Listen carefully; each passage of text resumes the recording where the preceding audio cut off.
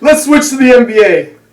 Now, there's three big topics that Travis... One that I want to talk about, but there's two topics that do need to be discussed right now. First one, Travis, you started off, man, because it's about your Lakers. Oh, now, I'm not going to lie. I honestly am kind of proud of this. We needed this. We need this, my man. You think you need this? Westbrook finally got sit on the bench. Sit your butt down. We're not going to turn over the ball in the last 3 minutes of the game. You're not going to miss a wide open layup. Mention they still lost the game, though. That they still lost the game. But I like that we're going to try to make moves to make changes. Mm-hmm. We need to make changes because obviously we have the talent, but it's not working. Mm-hmm. I do not like that we don't play our centers anymore. I don't like that LeBron plays center. Yeah. I want to use Dwight Howard and DeAndre Jordan. Mm-hmm. Now, when Anthony Davis comes back, that's obviously going to make a big difference. Yeah. But Westbrook being on the bench, honestly, what do you think that means for his future and the Lakers' future? Okay. So first of all, it's a big implication. Let's start with the Lakers' future because I think that one is the one I want to talk about a little bit more right now. Westbrook is not the entire problem. He's not. He's a scapegoat right now. Him and Frank Vogel are being used as scapegoat. You want to know what the real problem is? Effort and defense. They don't try. No, they don't come out fully hungry. And people want to talk about the Lakers' poor offensive play. I look at the defense. And it could be also a result of turnovers that they make, the sloppy plays. But they have allowed multiple teams this season to score 130 points in a game. Mm-hmm. You know, what would you say is an average for an NBA game? Probably 110? 105, yeah, 105. 110 to 115, 105? Yeah. Like around that range. Yeah, somewhere around there. That's like 105 to 115. Let's put that as the full range of what we expect. 130 points? That's a lot. That's way too much. And this is a Lakers team that's had the best defense in the NBA multiple years. But now this team is a lot older. A lot older, and they're not putting in the same effort that they used to. So first of all, I don't think Westbrook's the entire problem. So I don't think benching him is going to make a big difference for the Lakers' future. Although he's not helping. So when I get to my next point, there is a very likely chance that Westbrook could be traded. If they find a right suitor. Yeah. And but here's the thing now. What's worse is the fact that Westbrook is not only playing poorly, he's playing pretty bad. He's playing like someone that should be on the bench. He should be a bench player. And that's what's hurting it too, is it's hurting the team. It's hurting his stock as well. Yeah. As a trade value. Yeah. So then you almost have to argue if they have to stick with Westbrook because what team is gonna give you another starting point guard for Westbrook, a viable starting point guard? So if you were the Lakers, would you trade Russell? I would not. I truly think you have to see how this all plays out a little bit too. Yeah, I say because take a risk, man. Because I also think, again, I just mentioned he's not the entire problem with this team. He's not. You know, there's a lot of other glaring issues. First of all, the fact that Anthony Davis isn't there, the bench isn't fully. Besides Carmelo Anthony, there's not really too many standout guys. Malik Monk is your second best player right now. Yeah, he's great. And he's actually playing very well. And then you have to go to the main issue, which is defense and effort. It's overall effort with this team. They had to right put now. LeBron at center because he doesn't put in a lot of effort. And I have seen a lot of plays where LeBron is like one of the only guys. There was like a play where LeBron got a stop on defense. And it was quite literally a 1v5 because the rest of the Lakers team was walking down the floor. Yeah, that's unacceptable. That's unacceptable. That's poor effort. And they've had awful defense this entire season. So I have to say that you have to stick with Westbrook. And you have to look at this as a leader. LeBron has to look at this team and he has to really make sure these guys wake up. Yeah. You know, guys like Carmelo Anthony, they should be helping him out too. I mean, these are guys that are friends with LeBron and want to have a winning mentality on this team as well. Melo started out great, but he slowly diminished as the season. Honestly, I completely agree with you. I think that they want to get rid of Westbrook, but because of his stock, and also you have to factor in Westbrook makes like $40 million a year. So you're asking the team to take on $40 million, give you first round picks or a good player, And they're going to get Westbrook, who's playing terrible right now. Truth is, the only way they could get rid of Westbrook is if they package it with first. Because here's the thing. I don't think first-round picks help this Lakers team. No, they don't need first They need to win now. And again, I've said this before. First-round picks are not as important when you're a team in winning contention. No, they truly aren't. You're not waiting for someone to develop. No, exactly. If you could package the first-round picks with Westbrook, maybe you get something. But you need a shooting point guard. And the problem with Westbrook too is he's not doing poor shooting-wise. He's doing poor finishing-wise. He's missing dunks, missing layups. And it's like these are like plays where it's like Westbrook makes these. He's being terrible all around. The only good thing that he's done all season is that Rudy Gobert dunk. Yeah. That dunk was, I'm not going to lie, that might be one of the best dunks of all time. One of the best dunks of the season, at least. At least, yeah. But besides that, we haven't seen much. Yeah, he hasn't done much. So I think that the Lakers are going to stick with Westbrook. He's not going to get as many minutes, and it's going to force him to play smart. Mm-hmm. It is. Now, Frank Vogel is making a lot of moves right now. So either Frank Vogel is getting fired, or he's going to get praised as an amazing head coach for flipping this all around. Mm-hmm. And I also want to mention, though, I think with Westbrook being benched, they're going to start finding where their true problems lie. Yeah. Because while Westbrook is a contributor to the problem, there's a lot more going on with this Lakers team than just Westbrook. That's hurting this team. So we just got to wait and see, because honestly, Westbrook has not been playing well, but there's not much the Lakers can really do. Yeah. Can't say that the rest of the Lakers team besides LeBron's playing well either. No. Besides Malik Monk. Besides Malik Monk. All right. Another one. Cam Reddish just got traded to the New York Knicks. And man, it's the old Duke team, man. Yeah, getting it together. R.J. Barrett and Cam Reddish have now gotten together. Cam Reddish, after, 2 years in Atlanta? Yeah. It's has found out that it's really not the suitable home for him. And Atlanta has a lot of other players that they could rely on. Mm-hmm. It shows now. Trae Young, they got some Kevin Huerter, Gallinari. They got some guys over there. Some young talent. They do have young talent. So Cam Reddish just couldn't fit well with this team. So they traded him to the Knicks. Which is funny that I ever see a Hawks-Knicks trade, because I feel like they're starting to become a bit of a rivalry now over there. But either way, so Cam Reddish has now joined R.J. Barrett in New York. What does this mean for Zion? Now, let's talk about the other Duke guy. Yeah, the reason why this is such a topic is because I'm starting to think that this Zion situation is close to James Harden.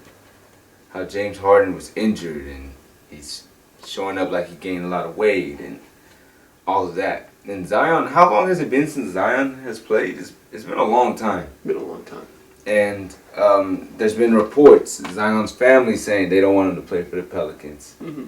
Also, on top of that, the Pelicans have Julius Randle. Not Julius, I said Julius Randle. But the Knicks have Julius Randle, and the Pelicans have a similar player in Zion Williamson. Yeah.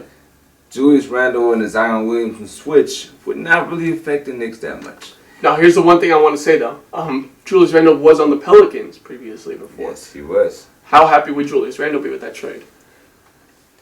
We don't know, but the thing is, too, is the reason why the Knicks would trade him was because Julius Randle has now played at that top level that he played at last year and even at the beginning of this year. Yeah. He's in a bit of a slump right now. Yeah. There's been a lot of controversy around this because also you got to go back to the draft lottery. Mm-hmm. The draft lottery, going into Zion getting drafted, it was looking like the Knicks were going to get the number one pick. Mm-hmm. And it ended up being the Pelicans. That's what's weird about the NBA. It's not, oh, you're the worst team, you get the number one pick. It's a toss-up. You don't know. Yeah. So everyone wanted the prodigy. Yeah. So Zion thought he was going to the Knicks, and he's even talked about he loves playing in New York. Mm-hmm. He loves playing in MSG. So I think, in all honesty, this is a big topic for me. I honestly think that Zion, after his contract is over, he will go play for the New York Knicks. So do you expect Julius Randle to be gone before that contract ends, though? Yes. You expect him to be traded? I expect either Julius Randle to go to a different team. He has to be traded, or there's like them little waiver things where all that happens. Yeah. I expect that to happen with Julius Randle. I don't expect Julius Randle to be a Pelican after this season.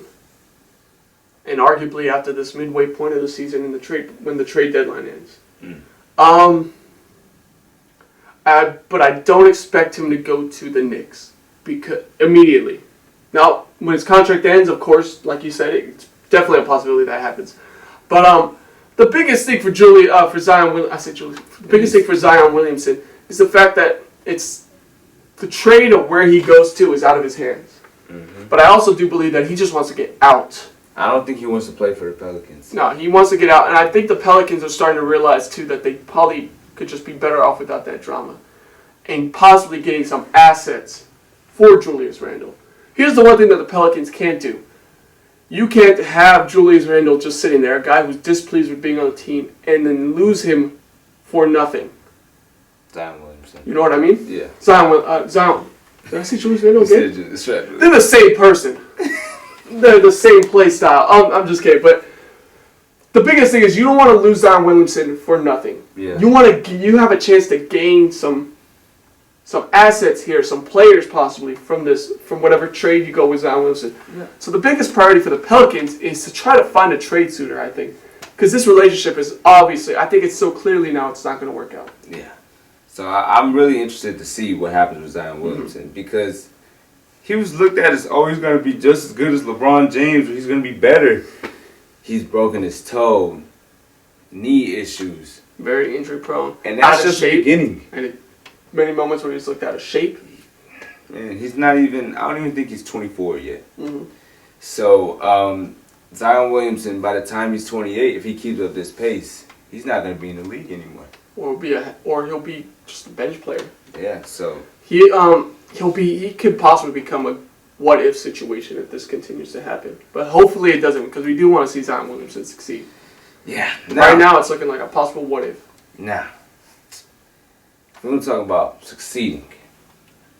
There was a team that was succeeding very highly in the beginning of the season, man. But as of recently, they've shown some issues. The Golden State Warriors just lost to the Pacers. Now, you could say the Pacers are not a trash team. They just beat the Lakers as well. But the Lakers, we already know. We just talked about their issues. Yes. So, the Pacers beating the Warriors do not lose to teams that they're not supposed to lose to. Nope. That's what they've shown consistently throughout this year, up until these last couple of weeks. So, why the Warriors have lost 6 of their last 9 games. After starting with one of the best records in the league. And an incredible start to the season. The teams that they lost to the Mavericks, 99-82. That's a poor game. They lost to the Pelicans, 101-96. They lost to the Grizzlies, 116-108. And this is a bad one. The Grizzlies are a good team. Yeah, they're a good team, though. The Grizzlies are scary. They are very scary. Bucks. They lost to the Bucks. A good team. But they lost to a 118-99. Blown out.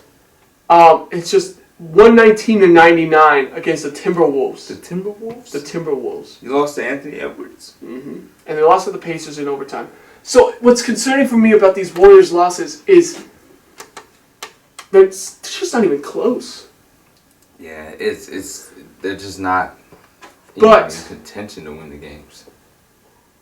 One thing I have to say is I know this. The Warriors are not fully healthy. They don't have Draymond Green. They don't have a couple other players who are off and on every night. And the one thing I got to say about the Warriors, though, and this is what happens in the NBA a lot of the times, though, as we see from teams, it's an 82-game season. It's hard for you to play consistently good the entire 82 games. There's a lot of times, too, before the All-Star break where you have a lot of slumps going on, you know? Teams just look off. They need a break. They need rest, that type of thing. I do believe that this Warriors team is going to get past this. But this play is a little bit concerning, though, especially from Curry and Clay. Yeah. Well, Clay, I expect him to start warming up, but Curry's the main one. To be earlier in this slump, Curry was struggling. Yes. But yesterday, Curry scored 40 points. Yeah. So, he's starting to get his rhythm back. But Steph, after he broke the record, Right after that, he started shooting terribly from the 3. Mm-hmm. And his shooting percentages slowly started to diminish. Yes. And now that Clay is back, he had a great opening night. Mm-hmm. But in 3 of his first 5 games, he shot 5 for 13. Then he shot 3 for 11. And then 5 for 14. Mm-hmm. Those are not good percentages. No, they're not. Again, I think that's a product of Clay rust. He hasn't played in 2 years. Yeah. But the biggest concern with this slump is the fact that they're letting teams catch up. Now, say the Warriors get back in rhythm like they do. They're still going to lose games here and there. The problem with what the Warriors just did with this slump is they let the Suns not only take the lead, but gain. Yeah, now they got to lead. A bit of distance with that 1 seed. And not only that, Memphis and Utah are right behind them. Right behind them now. So it's concerning for seeding placement, though, because, you know, I said it, but these slumps are bound to happen. It's an 82-game season. They're bound to happen. But they are crucial sometimes to these runs, especially when you allow teams to kind of get back into that race to pass you up. You know, actually, it'd probably be better for the Warriors to be like a 4 or 5 seed, so they don't have to play the Lakers. Because the Lakers are probably going to be like a 7th or 8th seed. So, you know, it's probably best. The Lakers aren't making the playoff, bro. Or they're not making it past the seeding. Lakers will be there playing in the 7th. They're not making it past the playing games, bro. Anyways, back to the Warriors. The Lakers suck. They're trash. Get that through your head. Back to the Warriors, man. Draymond Green is also a huge factor in any of the Warriors wins. That showed a lot in the finals against LeBron James. When he was out for that Game 5 and then switched the momentum. After that, the series was over. You also seen that Draymond Green literally will tell people what to do. Oh, he's a facilitator. Yeah, he's the orchestrator of the offense and the defense. Yes. So they're missing a key leader, a key orchestrator. And he brings energy as well. And he brings that energy. So I do expect when Draymond comes back, you'll see this team energy pick up. But it's scary because it shows how much they rely on Draymond, too. Yes. And people want to say that Draymond Green isn't good, but this right here proves just how big of an impact a guy like that has. There's more to the game of basketball than scoring. There's defense, and then there's leadership, and there's also facilitating. Draymond does all of that. But we'll see. We'll see how the Warriors kind of pull out of this slump right now. But concerning, because this just opened up the West wide open right now. It's a competition again. And now it's John Morant's league, man. So we'll see you guys. The Grizzlies going to be in the... Never mind. Don't finish That's that. not terrible to say. I'm not going to say it. Wait a minute. Thank you for telling me, Drew. Guys, how long has this video been? It's been almost say an hour 30, maybe hour 20. And these people have not subscribed. And there's been multiple parts too. You probably, if you got into this part, maybe you watched part 1 and 2 already. They didn't like the video. Nope. Did not comment. Nope. Didn't share the video. No. And you're not subscribed. Nope. They saw it on your Instagram, Dro. Yep. Went and looked it up and then didn't like the video. Didn't like the video. Didn't like it. And you can even comment. Just don't comment anything negative about me. Yeah, that's not just just go ahead and you can say whatever you want about Travis if you really want to. But nah, it's still over there. But yeah, guys, like the video, man. Like it right now, or I'm pulling up to your house right now. Think I'm playing, man. Do the outro to this video. Yeah. Bro. Oh no. Damn. Yeah, no. Okay. It's all good. But I want to thank my co-host Travis, of course, for being in this. I want to thank you guys for tuning in, and I also want to thank you guys for liking and subscribing. And we'll see you guys next time. Deuces.